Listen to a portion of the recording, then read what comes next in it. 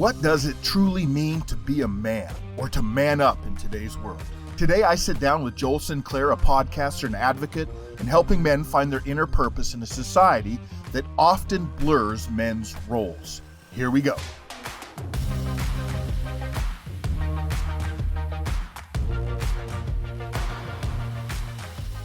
Joel, thank you so much for joining us on the No Gray Areas podcast. There's some synergy that we have, obviously. So I had two kids in the Marine Corps. My dad was in the Marine Corps. You and your wife are in the Marine Corps. Your wife's parents were in the Marine Corps. Yeah. So most of her family. Wow. And you were 8 years, Yeah. right? Yeah. Mainly as an MP. Mhm. And you were sharing that you were all over the world. Yeah. Traveled a little bit. I got to do a fair amount of traveling with it. So it's fun. But one of the reasons that we wanted to have you on here, and I think there's, again, some real synergy with what our messaging is and what your messaging is on your podcast. We're about the whole idea of the power and complexity of human choice, that we make our choices and eventually our choices make us. But you have a deep passion. It seems like God has given you a deep passion for what does it mean to be a man? And we're in a culture that either pushes, as you said, either toxic masculinity or this buffoon type. Like that's how it's represented, right? You're either toxic or you're this buffoon. So let's just jump in and start talking about that and why you care so deeply about this subject. It's really something God laid on my heart. So when I got out of the Marine Corps, I kind of went through a period of what's next. We talked a little bit about that.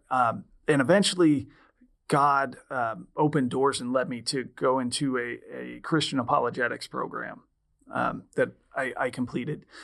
And after finishing that, while I was still in there, I started working at a ministry that focused on families. And as I was doing that, some of the feedback we got there was, hey, do you have anything directly for men that men can use? So while there, I started praying about that. And that's when God really laid on my heart to start this mission of equipping men to just fulfill their biblical role as men, to be spiritual leaders in their homes, to be engaged with their families, to be culture makers out in our society and that sort of thing. What do you mean by culture makers? I like that term. I like that term a lot. I use that term to mean we have to be out in our communities and affecting them in positive ways. I think as men, we tend to isolate. We go to work, we go home, and we kind of lock the door behind us. And that's all we want. We don't want to engage with other people. We don't want to be involved in what's going on in society. And oftentimes we don't know because we're consumed with, work. We've got keep the house standing, parent the kids and that sort of thing. And a lot of times we don't even know what our kids are dealing with. And when I say culture makers, we've got to be taking our biblical role outside of our home and our church and applying that to the different spheres in our lives, our communities, our work sphere, our social sphere. Yeah. Your biblical worldview can't just be something you apply at church and in the privacy of your own home. Our faith can't be private. We have to be living that out in practical ways. Yeah. Man, well said. You made me think of, in the Bible, there's the whole story of, this is, going back almost 3,000 years ago, when God was telling the nation of Israel that they were going to be taken into captivity by the Babylonians. But what he tells them in that is he goes, you're going to be taken into captivity, but when you're taken into Babylon, I want you to be good citizens. Yeah. And what that we might be able to rephrase that and say, I want you to be culture makers. Yeah. In enemy territory for them. So that's a kind of a biblical mandate that we have as Jesus followers, isn't it? Is to be culture makers. But you're saying, especially as men, we need to be that and not just, like you said, in the four walls of the church and the four walls of our home, but even outside of that. Yeah, I think going all the way back to Genesis, when God gave Adam and Eve the garden and said, you are the caretakers of my creation, he didn't just mean to pet some animals and till the ground. Yeah. We are to cultivate culture and things like that as well. It wasn't just a mandate to care for crops and animals. Yeah. We're to build societies in ways that are God honoring. I love that you take it all the way back to the beginning of the narrative, the beginning of the story, because you're right. The beginning of the narrative shows that We as humans are created at the pinnacle of God's creation. We're created in his image. But what you're saying is it started in a garden, but it extended out to societies and cities and communities and Right. cultures.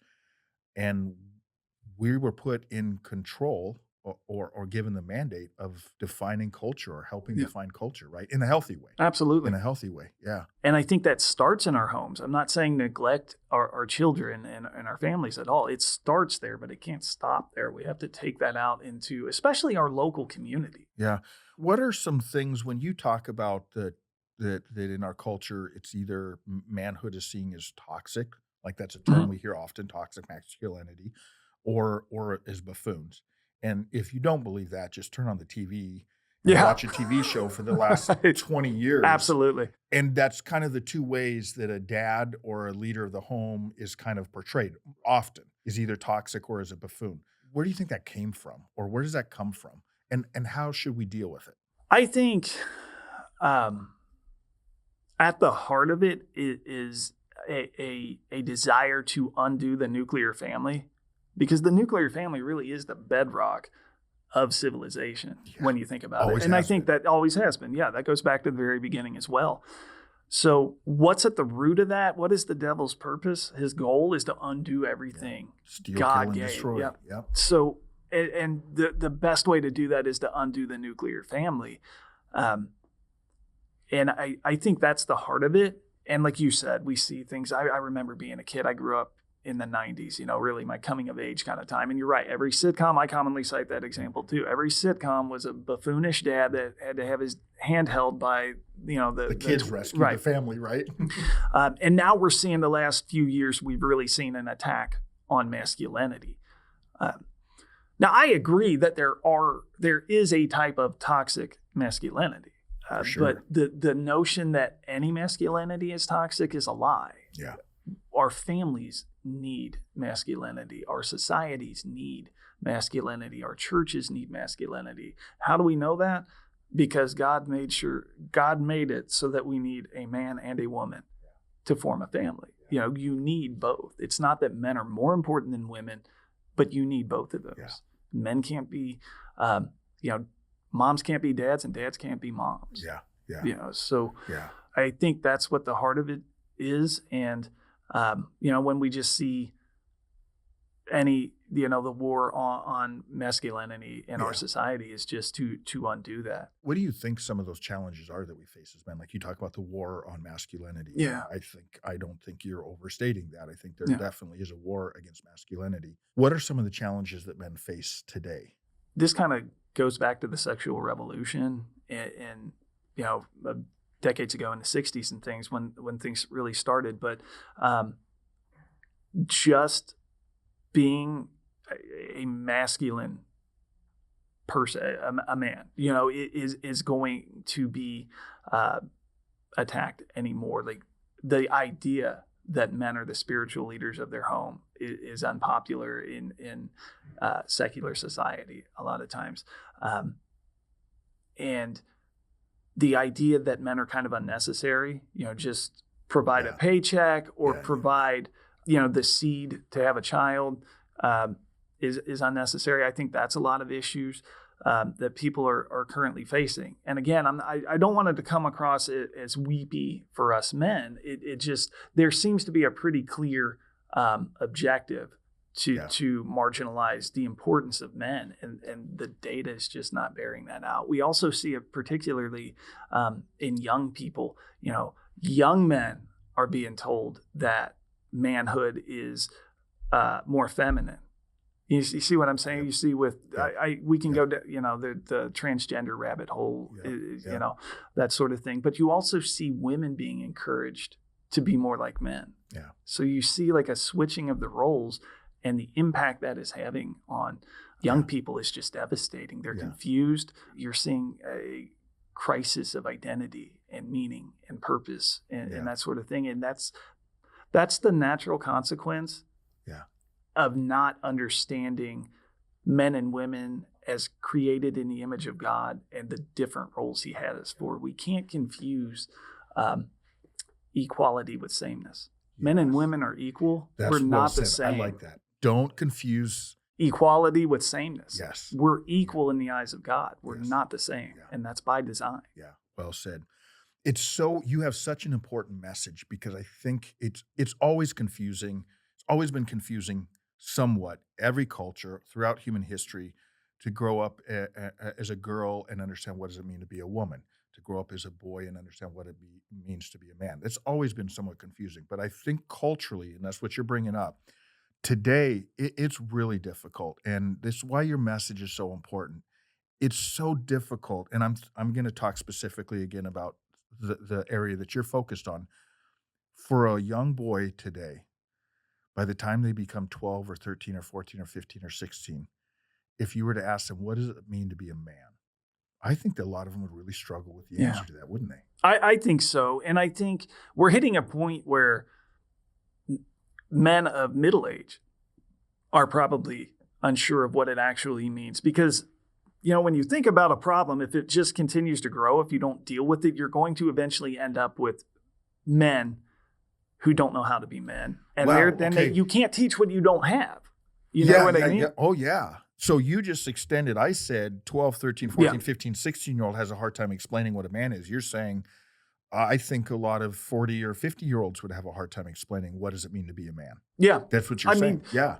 Going into that age bracket, because one of the things that blew me away was when I was looking at some information a while back. They say adolescence can extend up to like age 28 now.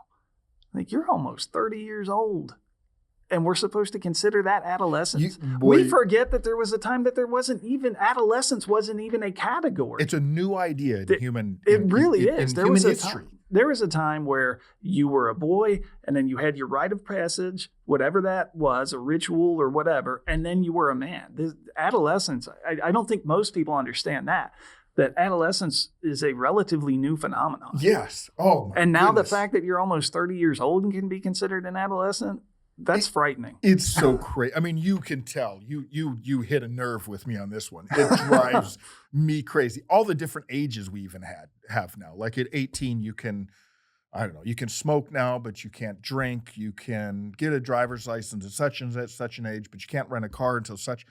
But not that long ago, even in our country, at 18 years old, you were considered an adult, and we started treating you like an adult. But you're right. It's kind of morphed into this. Well, like, okay, well, you're 24. You're still a kid. It's like, no, you're not.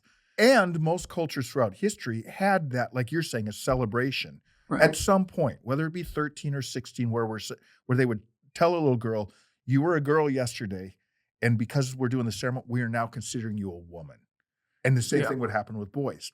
In our culture, talking about the American culture, we don't have that. No, we don't. And it's just kind of bizarre all around. Like you said, the different age restrictions that don't seem to always line up. Your son, for example, you can join the military at 18, but you can't rent a car until you're 25. Yeah. And I'm not taking a stance on any one of those. It just shows a society. I'll take a stand on that. Drives me crazy. Yeah, I'm sure. And I get that too. But just, we as a society don't know what it means to be a man. And again, like I said, you can't teach what you don't have. And we've got to teach what you don't have. We've got to figure out what that means. Yeah. And how we can pass that on, because that's how you keep society going. That's how civilization continues to flourish. Another example is, there was a time when you graduated from high school, and if you wanted to go off to college, you did that for X number of years, and then you went out into the workforce. But what's common now? People go to college, and then they come home and live with their parents again. And I'm not making a judgment on that's always bad. Context matters in certain situations. But, again, going back to, we've got 28-year-olds that are considered adolescent. Yeah. And we're not what I call Peter Pan syndrome or perpetual adolescence.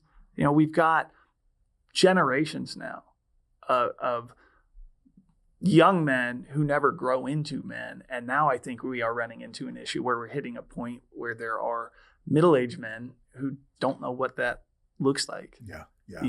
And that's what happens with any problem when you let it get out of control. One of my favorite moments with all three of my kids are adults now, and I'm a grandparent now. But one of my favorite moments with coaches when my kids were younger and playing, it was my son's freshman coach. So he's a freshman in high school. And I remember his coach at the parents' meetings before the season starts. And this was at a public school. And the coach was saying, listen, if you got a problem with your son's playing time, all the things that coaches deal with, he goes, I don't want to see you as a parent, because I'm going to be telling your son in practice that I believe that he's a young man now. And I'm going to be treating him like a young man and expecting him to start acting like a young man. So if he has a problem with his playing time, guess who needs to come and talk to me?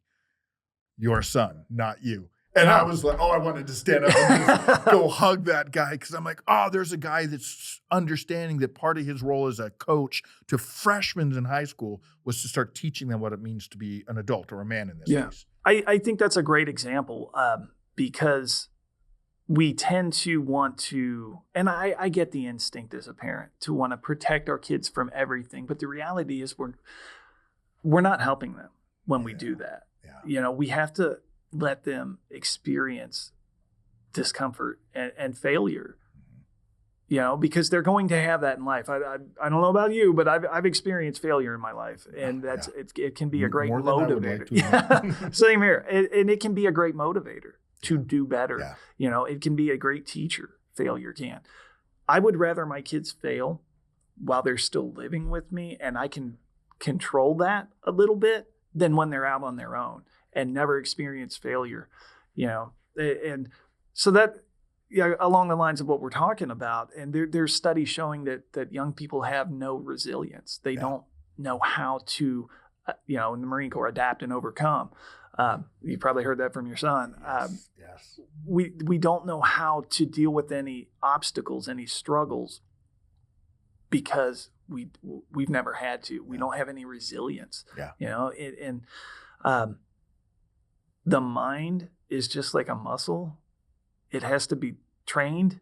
It has to be developed, and if we're not developing and cultivating any kind of mental toughness, we're hurting ourselves, and we see that in our society.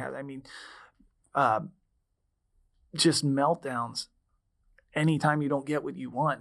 We see that with adults, I don't know if you want to have this in here, but like the elections, and without going into, that whole rabbit hole, but how many people for or against were going on social media and just melting down? It's like, my goodness, you're a grown adult, Yeah. And that sort of thing. But that's when you get what you get when you don't have any kind of struggles and any, when you don't learn how to overcome anything like that. You end up with this attitude that I should always get what I want. And when I don't, something unjust has happened. It's so great that you bring that up, Joel, because we had guests on our podcast, and it's one of the things that he brought up is he was saying one of the most important things you can help your kids learn is resiliency. Yeah. And the only way you can teach your kids resiliency is you have to let them struggle. Yep. You can't rescue them all the time. And what that will look like will be different for different ages, but you have to do that. Let me ask you to speak into this, because I think here's a phrase that a lot of us, I'm 53, I turn 54 next week. So this is a phrase I heard a long time ago. For me now, it's going back almost half a century. Man up. But that's a dangerous phrase. It is. Because the way I heard that phrase when I was growing up, whether it be from teachers, coaches, or my own dad, was man up meant like stop crying, like a man doesn't cry, which I don't agree with at all. Right. I don't think I was modeled toxic masculinity, but it became a masculinity that was confusing for me later, where I would hear that phrase like man up, man up. Yeah. Not a bad phrase to use, but only if we help that young boy or that young man understand what we mean when we say man up. Right. So when that phrase is used in a healthy way, what would that mean, or what would that look like if we were to say man up to a 6-year-old boy or a 15-year-old boy? How would we help them understand what that means in a healthy way?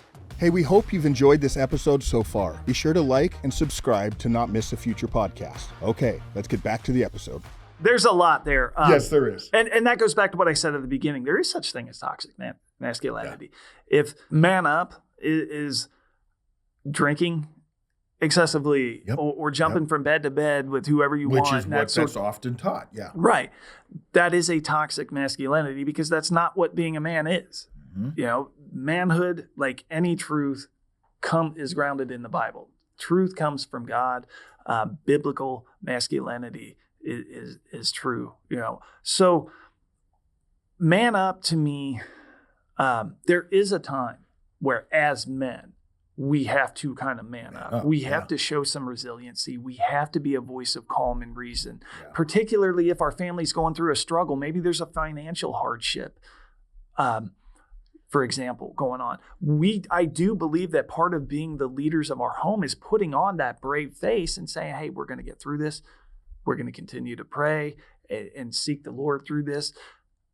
And he's going to bring us through this. Being that face for our men, for our families, there is a time to be, again, that reassuring, confident, quiet strength for our families. And I think they count on us for that. I'm jotting down, I'm writing down some things for listeners that may be watching.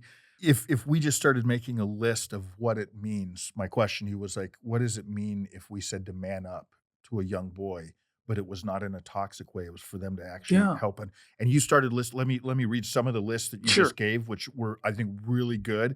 And I want you to add to it or maybe explain some of these if you want to. But you said there's a resiliency. When we say to man up, it means that there's got to be a resiliency there. There's got to be a voice of reason.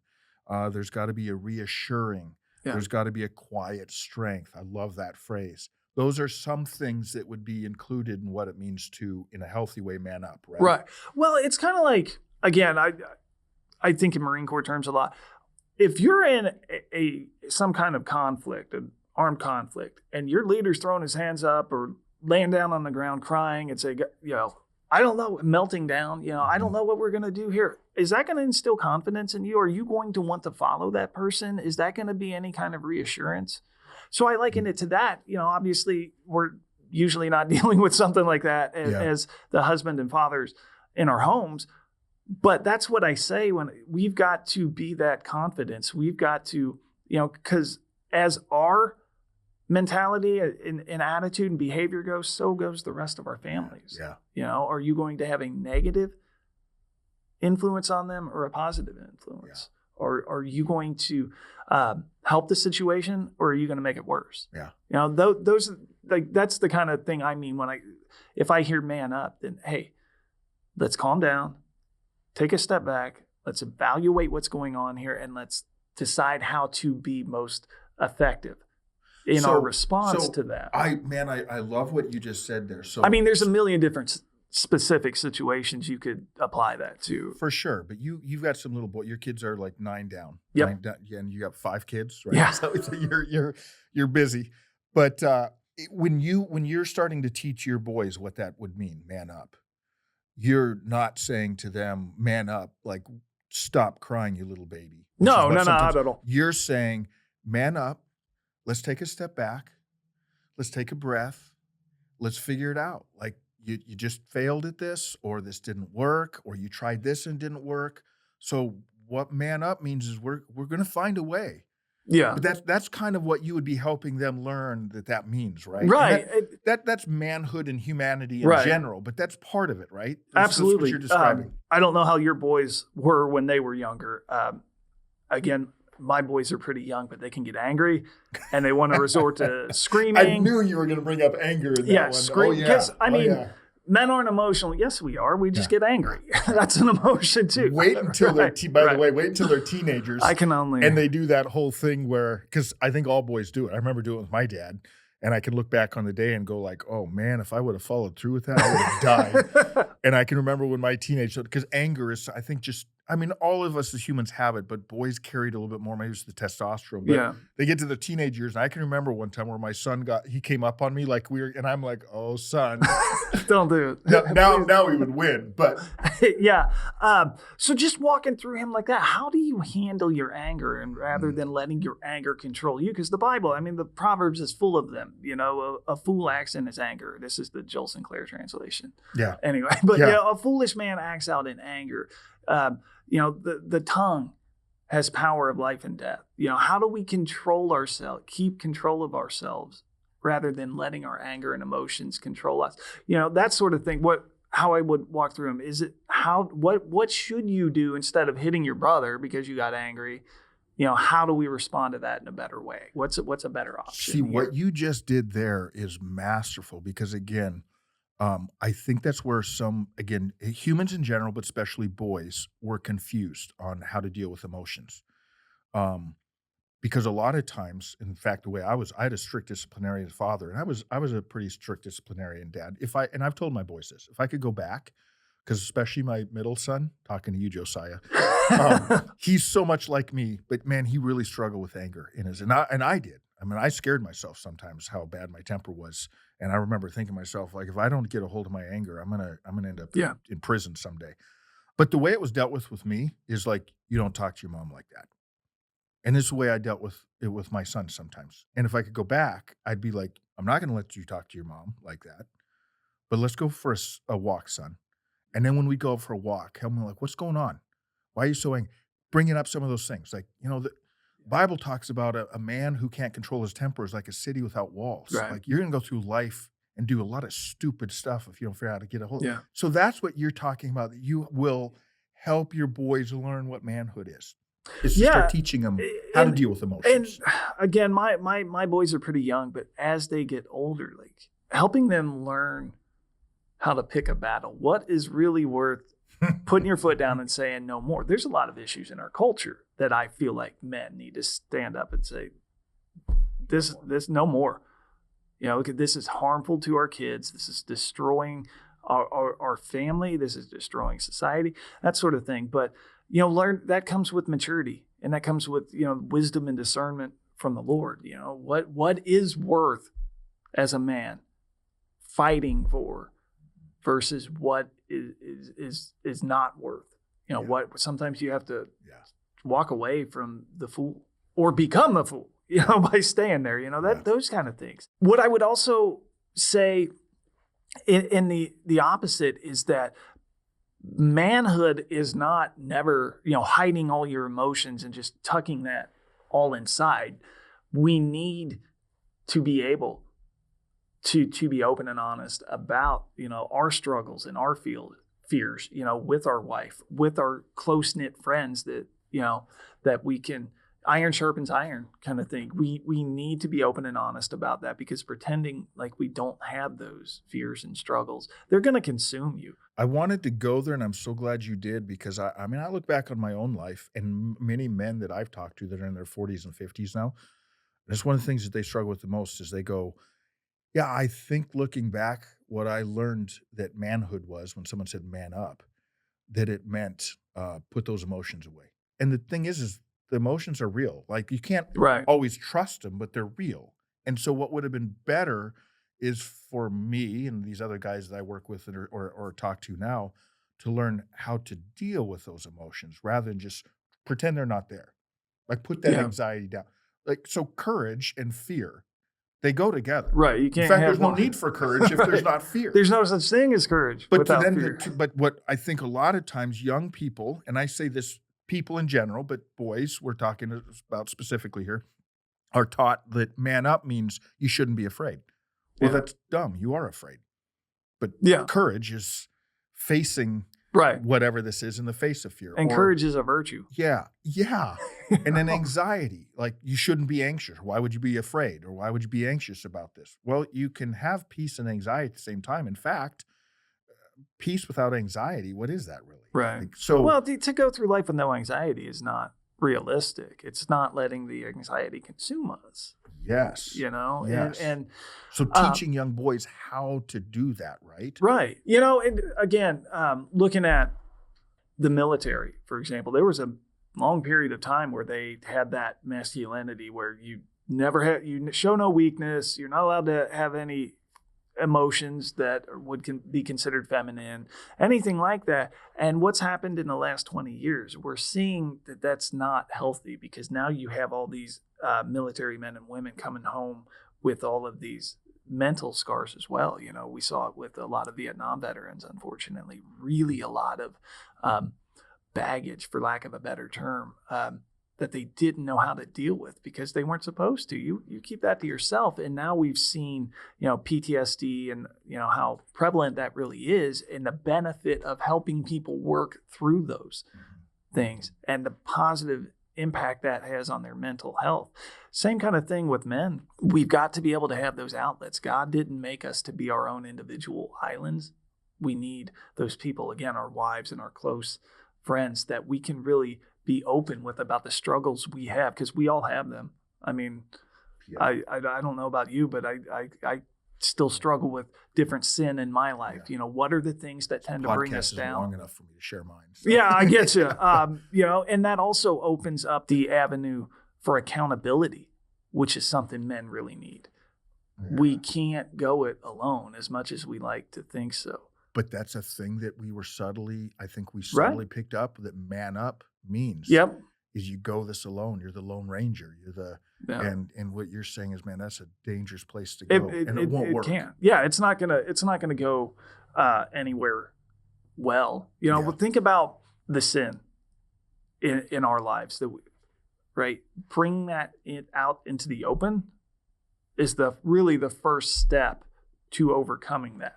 Because we're not we can't do that alone. And if we're not, what else? Think about this. What else does that teach you? Man up. Keep it, you just figure out how to handle that. We're not even involving God in that. We're trying to do it our own way, under our own power, and that's not going to work. We're broken people. Yeah. Open up a history book and you'll see how well that's worked throughout the ages, right? The Bible is filled with great stories of very broken men. So how would you say that you deal with helping young men, young boys, or us as adult men, and then I'm going to say humans in general, how do we deal with mistakes, failure? Because I can imagine right now that some of our listeners are listening to this and just filled with shame, because they're just going like, oh my goodness, I'm a terrible dad, or I'm a terrible model of this, or I'm a terrible human being. How do we deal with the shame and the brokenness that we have? I think you have to acknowledge it, but not let it become your identity. Does that make sense? Well, the first step to fixing any problem is to acknowledge it's there. Whether you're an addict or somebody that struggles with anger, or, whatever the case is, we all have our issues. Acknowledging it is vital. What's the difference between acknowledging and not letting it's a good it become question. our identity? I remember, and this is years ago, our pastor talking about walking around with like a sin cloud over you, that you're living in who you were and not living in who you are now, right? What happens when we accept Christ as our Savior? Our sins are washed away. It doesn't mean we're never going to sin again, but we're past, forgiven. present, future. Right? Yep. We're forgiven, and we have to live in that new identity as a follower of Christ and a child of God, right? And that, with the power of the Holy Spirit, to change those mistakes. That's the point of shutting off our old self. You have to acknowledge it without letting it consume you as, this is just who I am. I can't do any different. I'm not good enough for God. That's a lie of the devil, that you are that person. That's the message of the gospel, is that accepting Christ, you become a new person. And we have to live in that, again, not with the understanding that we'll never sin again, because we will. You know what I love how you answered that, where we acknowledge it, but it doesn't become our identity. Yeah. That really leads to a life of humility, doesn't it? Sure. Which, again, when people think about the model of man up, what does that usually mean? That's that arrogant, abusive, often Lone Ranger type, all the things that you've already I don't need talked anybody. about. I don't need anybody. Women are just to serve me. Right. That's the role of a woman, that's in jumping from bed to bed. That's what that term often meant. But when you start living out, even when your failures and your shame, and when you acknowledge them, but you don't have it become your identity, it leads to a humility, doesn't it? Because you as a dad, your kids have probably seen you fail before, right? Sure. Your kids have seen you when you told them like, "Hey, don't lose your temper," but they've seen you lose your temper, Sure. probably, right? Yeah. So how do you deal with that? Well, if it's not your identity, there's a humility in being able to say like, "Hey, I know that I just told you not to act Yeah. this way yesterday, and you just saw Daddy act like this, and I apologize." And you're going to see me move on from that, right? I think that's part of your question when you talk about what does manhood look like. I think that's part of manhood, sitting down, and I try to do this with my kids when I get angry, because I've struggled with anger before. And you mentioned it. My dad, his dad, I've struggled with anger, and it's something I continually want to get better at. It'd be great if I never got angry again in my life. That's probably not going to happen. That's the goal, kind of thing. But exactly what you're saying, when I do, I want to sit down with my kids and say, look, this is not the way we're supposed to do it. Yeah. I messed up. Please forgive me. Those kind of things. Doing that probably shows one of the best lessons your kids will learn. Right. Doing that shows the humility you're talking about, but it also allows them to see us live out our faith.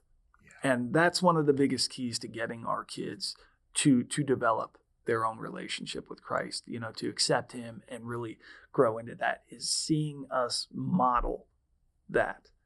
Yeah. The notion that I'm the parent, I never do wrong, even when you're 15 and you can see me being a complete hypocrite. Yeah. They're not hearing our words, they're seeing our actions. Yeah. Yeah. When I mess up, I need to sit down and I need to own that, acknowledge it, and say, guys, and you I'm have the sorry. freedom to own it because of what you said before, right? Because you're acknowledging it, but it's not your identity. Yeah. And you're subtly, like a 6-year-old isn't going to understand the depth of that. Right. I barely understand that as a 53-year-old, but they're starting to learn it from you and how you model that. Right? Sure. Yeah. And it teaches them, because some of my kids, namely the boys, are like, they really dig in. And they don't want to acknowledge they did something wrong. I didn't do it. They're 5 and 7. Like, I'm showing them how to do that. Wow, your 5 and 7-year-olds are different than any other 5. Sometimes I wonder, like, is it anybody else's kid? Yeah, they're all the same. Yeah. And that's one of the things we were talking about earlier, evaluating situations or whatever, teaching them. Sometimes with our 7-year-old, he gets so angry, we have to just put him in his room. Mm-hmm. He can't hear what I'm saying when I'm trying to talk. He just needs some time. And 10 minutes later, he calms down, and then we can have a conversation with him and walk through that with him. But again, sitting down and owning when we mess up, I think is a huge lesson for them.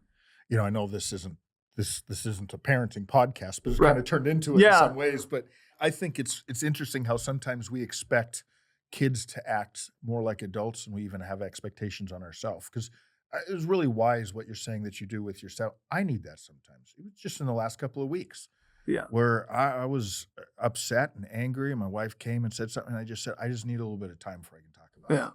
So I'm a 53-year-old that needed to go sit in my room for a little bit. I do too. I totally get it. But there's some wisdom in that. There's some wisdom in helping your son understand that someday, hopefully he'll model that when he's 25, 26, 30 in a relationship, and he'll be like, hey, I'm angry right now. And he's learned this because of what you did with him as a 7-year-old. I need to step back before I say or do something. Yeah. And I think that, and that's mature too, because virtually everyone I know we all have our breaking point, right? And there's nothing wrong with stepping back and saying, I need to reassess. Yeah. Yeah. It's kind of like the questions our kids get. Sometimes we want to pretend like we have all the answers. There's a maturity with stepping back and saying, you know what, let's look into that because I don't know. Rather than giving them a bad answer. Yes. That sort of thing. Yeah, and that's what I meant before when I was talking about the freedom. That's humility. It's the humility of saying I don't have all the answers. It's the humility of saying I don't have it all together. I'm gonna try to teach you what it means to be a man, or a wife saying, I'm gonna try to teach you what it means to be a woman, but we're not gonna do it perfectly.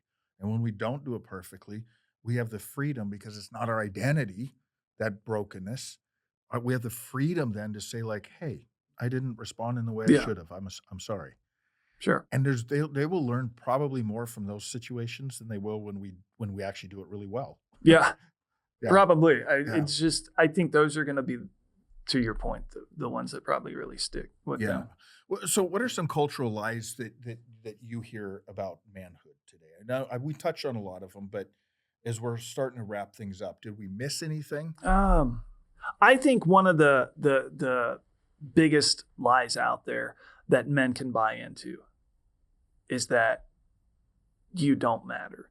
And when I say that, again, not a weepy sense of poor, pitiful me, but I was looking at some of the data before I came here today, and the Census Bureau found that nearly 1 in 4 children are going to grow up in a home without some type of father figure, not a biological father, not a stepfather, something like that. One of the biggest lies you can fall for, and I truly think this is a lie from the devil, is that it won't matter to your family. That is absolutely not true. I've got a page full of data on the impacts of fatherless homes on their children, drug addiction, criminal activity, teen pregnancy, just it goes on and on. You matter, and your absence, you walking out for whatever reason, is going to have a negative impact on your family. So it's not just the lie that dad doesn't matter, but that they'll be better off. You're not actually going to harm your family. Yes, you are. You're harming your family if you do that. I think another one that men really need to take a stand on is the transgender issue. I just think that's at the heart of that is a denial of God's created order, and the psychological abuse being done to children, because we don't want to simply say, here's the data on this. Maybe you are genuinely struggling with your body and your mind, the nature there. But we're going to walk through that with you.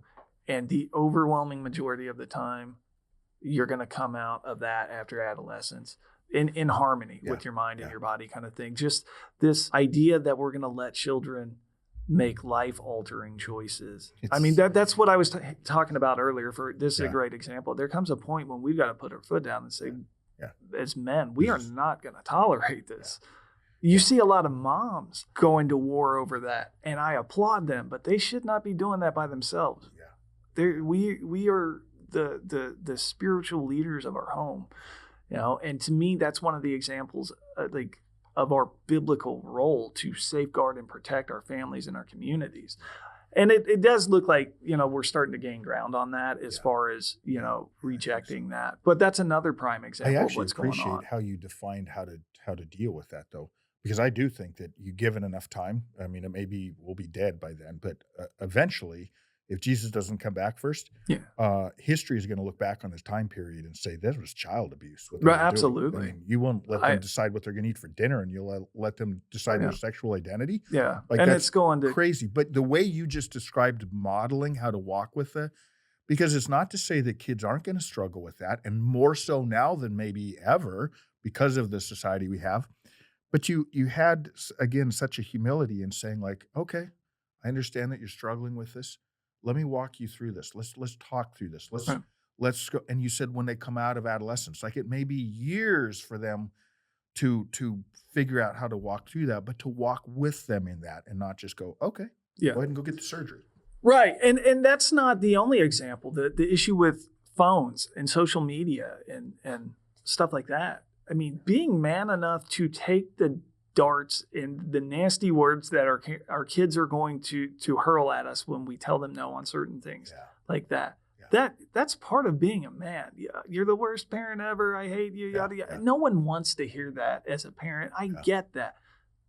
But being the adult in the room and being willing to take that and say, I understand that you're unhappy and you disagree with this, but this is one of those times where I know what's best for you. You're not getting on social media as a 13-year-old. Those kind of things. That's part of being a man. Yeah. Man, Joel, we could go on and on. Yeah, we could absolutely. talk for a long time. One thing I would love as we wrap this up. As we're wrapping up this episode, be sure to leave us a 5-star review. And if you're watching on YouTube, leave a comment on something you'll take away. All right, let's hop back into the remainder of the episode. I love what you're doing. So thank you for what you're doing. I want to give you an opportunity, a moment to let our audience know about your podcast and how they can connect with you. I think it would be really cool if you developed at some point, because that's a phrase that is heard a lot, man up, and you already started doing it here. But maybe it's just a whole list of bullet points on what that would mean that's in a good healthy idea. way. Because what you just described there about manning up as a husband and a father in a home is sometimes making the hard calls. Yeah. Having your kids mad at you because you did something. That's what it means to If your man kid's up. never mad at you, you're not doing it right. And I don't say that because it brings me pleasure. Yeah. But if your kid's never mad at you, you're not parenting. Yeah, exactly. And that's the healthy side of right. What it means to man up. So how would people get a hold of you? Our website is currently undergoing some reconstruction. But we've got the E3 Underground podcast is one of the resources from our ministry that's on iTunes, Spotify, all those places. You can email me at 104ministriesinfo@gmail. 104 Ministry, is that the numbers? The ministry is 104 Ministries. Yeah. But 104. Yeah. Yeah. And I take that from, my military background. 104 military is police. Yeah. Yep. Well, and just, my idea of that is understood, I'm going to do it kind of thing. And I couple that with Ezra 10:4, which again, the Joel Sinclair translation is, if you read that, is basically, you've been told what to do. It's your responsibility. Get up and go do it. So I couple that. That's so good, because I'd worked security back in my early 20s for a while. So of course you're doing the radio 10 codes, right? And so when you hear something, or when you're given an order and you say 10-4, that solid means copy. I heard you. Understood. I'm going to do it. Right. So 104ministries.org is our website. Again, it doesn't look very pretty right now. I've got somebody working on it, but the podcast, you can always reach out to me through, and Instagram, 104 Ministries on Instagram. You can follow us there.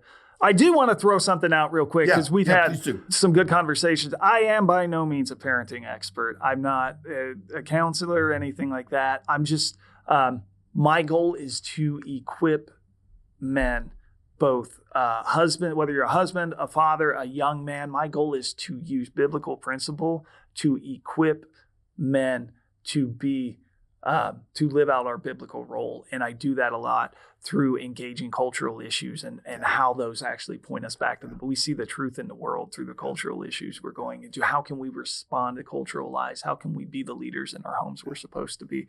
Well, I appreciate your humility in saying that. If anybody were sitting across the table from me and they did say that they were a parenting expert, I would probably laugh at them. Yeah. Because I thought I was an expert at parenting toddlers until I had toddlers. I was an expert at parenting elementary kids until I had elementary kids. I was an expert at parenting teenagers until I had teenagers. I was an expert at parenting adult children until I had adult children. Then you find out it's like, there's no such thing as an expert. Right. We're all trying to figure it out. There's a lot of OJT. On the job training. Yes, exactly. Well, Joel, man, thank you so much for being here. Yeah, thank you for having me. To reach out to you. I think you have an important message. So the fun part of our podcast is going to see if you can stump me. It's ironic. I'm going to ask you to lie to me on a podcast called No Gray Areas. Okay. But you're going to give me 3 statements. I got to try to guess the lie. Okay. 2 truths, 1 lie. Okay. While in the Marine Corps, I visited all 7 continents. Okay. I've hiked the Grand Canyon, rim to rim. I did Boy Scouts growing up, and I achieved the Eagle rank. If our listeners don't know, my son did it. He did Eagle Scout too. Did he? Cool. That's a Good lot for of him. work. Yeah. That's a lot of work, tenacity that takes years commitment, and years and years. Dedication. And there's a tiny percentage of Boy Scouts that actually achieve Eagle Scouts. It's very small. Yeah. So I'm going to say that one's true, that you were an Eagle Scout, Boy Scouts and Eagle Scout. Okay. That's so true. Now I got a 50-50 chance. I'm feeling more confident.